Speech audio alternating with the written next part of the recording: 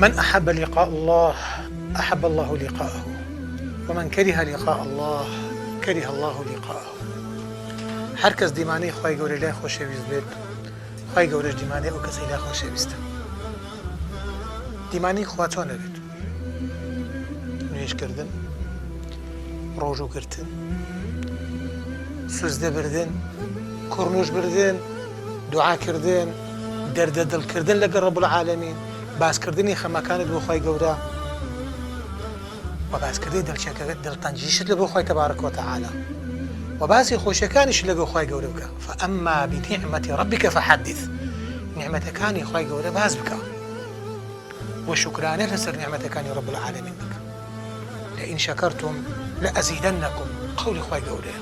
ئەگەر شوکرانە بکەی خوای تەبارەک وتەعالا نیعمەتەکانت زیادە بکە.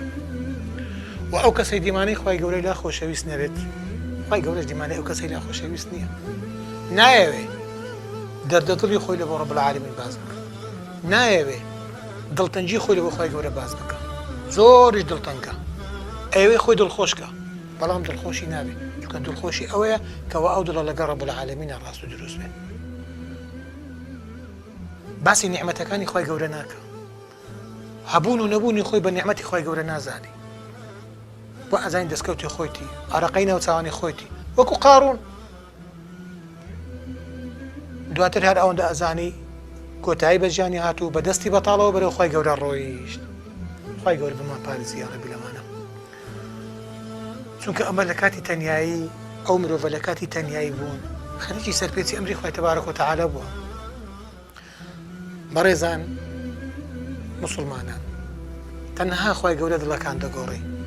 لەبەرەوە دوعا بکەین، بڵێن یا ڕەبی خوایە دڵەکانمان لەسەر عیبادەتی خۆتدا لێ ڕابینە و لەسەر عیبادەتی خۆشتدا دڵەکانمان بچەسبێنە.